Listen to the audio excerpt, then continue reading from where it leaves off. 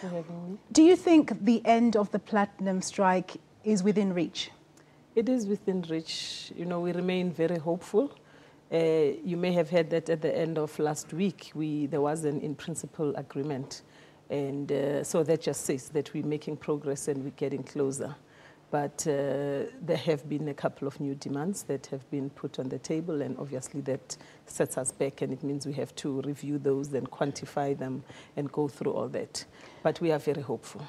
Now, there have been some academic reports that have been published that suggest that during the good times when everyone was making money, platinum miners were paying their shareholders very nicely, thank you very much, but they were not including the benefits in terms of what they were paying the miners themselves, just giving them a fair share of the pie, so to speak. Number one, do you agree with that assertion? And secondly, do you think for those who view that assertion as true, that maybe that's the reason why AMCU has been steadfast in its demands? Well, first, when AMCU started out the strike, this is 5 months ago, and this is long before that report was released. So I don't think it was a starting point for that. You know, I don't think so. Having said that, we are studying the report so that we can give our own opinion on it.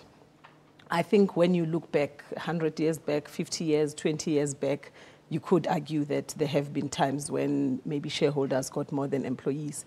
But I think in the past 20 years, there has been a concerted effort to remunerate employees and not give the shareholder. For example, in our Anglo-American platinum business specifically, there is at least 3 or 4 years where we did not declare any dividends to shareholders, which says that we were not rewarding shareholders more than we are rewarding workers. I think once we are certain that we have studied the report fully and quantified some of those, I mean, just for myself, reading the executive summary of that report is that somewhere in that report, it does acknowledge when you look at the ratios of what has been paid to employees as opposed to what has been paid to shareholders, it's not a very far, the gap is not that wide.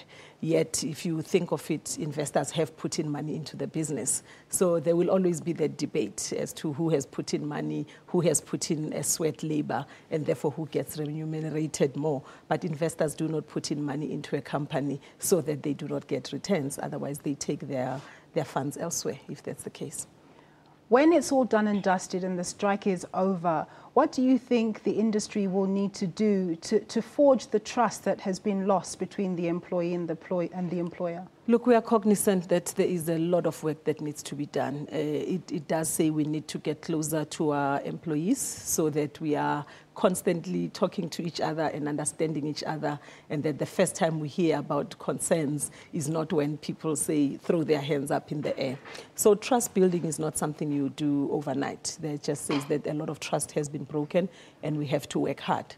You know, as the new professionals in the mining industry, we also acknowledge that we know that there is a legacy in the mining industry of many, many years of oppression, and that people don't heal overnight over that. And we have been embarking on programs so that we deal with that, but clearly it just says we need to do much more to ensure, but also in terms of just getting our workers to understand, you know, what it actually means to run a mine, what goes into that, what are the other costs, what are the electricity costs, what are the costs that what has to get back to investors. It just says that what we have been doing in terms of education is not sufficient.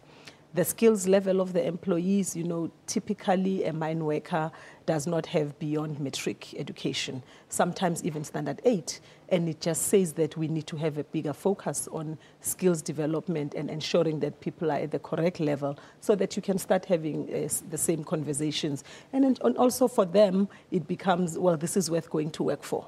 You know, but there are times when you just feel that people feel, well, I've got nothing to lose, so why should I not fight it to the bitter end? And it just says that we have to be aware of that and that we have to take measures to ensure that people do feel like this is a work environment that they can be proud of. This is a work environment that they want to put 200% towards instead of feeling this has got nothing to do with me. There's the constant complaint from some quarters that the mining houses have not been able to comply with the mining charter. What do you think that's a function of? You know, when we look at some of the conditions some of the miners live in, is that a function of the mining charter being faulty in its wording and its demand, or is it about the mining houses themselves not doing what they're supposed to do? Well, like you say, it is talk, but we need to put the facts on the table and say, for us, as an example, as Anglo American, as a company, we have been measuring ourselves against the mining charter. And some of the elements include empowerment, they include employment equity, they include housing, they include conversion of hostels into family units or single people occupancy vehicles. And we are on track to meet those targets in 2014. So I think unless we put down progress of each of the mining companies, it is a statement that is made in a vacuum. Having said that, yes, there are mining industries, and I do wear a Chamber of Mines hats as well, and I know that there are companies that are struggling to meet their targets, and those need to be brought up to speed, and they need to accelerate so that they can meet. I don't think the mining charter is faulty. You know, it's a blueprint that we've been working on. It's its anniversary this year, so it is not a faulty document. We can't fault a document. We need to get to what it is that enables us to deliver on the targets, or what it is that is prohibiting us.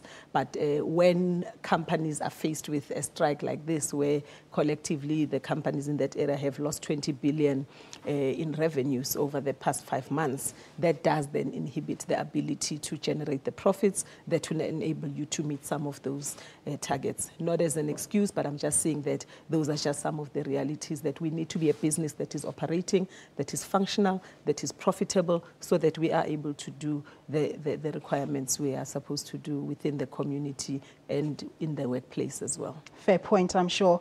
Now, your group CEO, Mark Kutifani, has alluded to the fact that Anglo American would be willing to sell some of its platinum assets that are no longer profitable and retain those which are. Are you at liberty to tell us whether Anglo is currently, courting potential suitors as we speak now? No, we're not courting potential suitors as we speak now.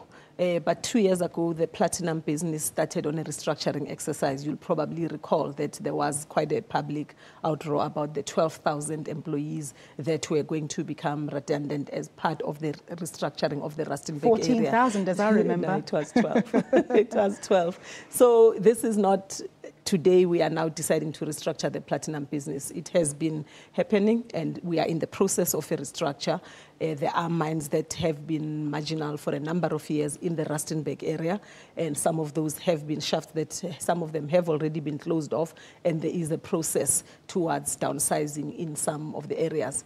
And some of the options during that process may mean that you invite potential buyers to come into that space, people who are able to operate on a different level, because Anglo carries a global footprint, and therefore its overhead structure and everything else is different.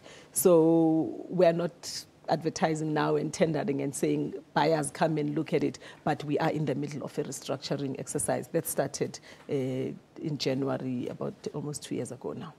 Now, we know in South Africa it's critical for us to have labour-intensive industries, but of course we know that there's a lot of talk in the mining sector about moving towards mechanization. In terms of where Anglo's at with that, how far are you with that, and how are you going to balance that vis-a-vis ensuring that you have workers? We have mechanized some of our operations, including platinum, even as we speak. So it's not a vision into the future. It is happening even as we speak. Even in some of our commodities, there are those that are more the iron ore business, diamonds. There are those that are more mechanized than others. Mechanization should not be seen as this voodoo, that takes away jobs, and it creates a different type of skill set. It creates different opportunities. And in any restructuring exercise, you look at alternatives. That is just the labor laws of this country. You look at alternatives and you divert people towards different types, and you reskill them for that. So labor intensive, probably not the way to go in mining now, because mechanization is also safer. Remember, underground mining also has safety risks to it. So it's safer. It says that you have a more skilled workforce that will also be able to be mobile and go and work in many other areas. So we would look at those during a restructuring or a mechanization program, so that we are not leaving an area destitute because we have mechanized. Khanyi, thank you so much for your time. That was Khanyisile Kweyama. She's from Anglo American, and she's the Executive Director for South Africa.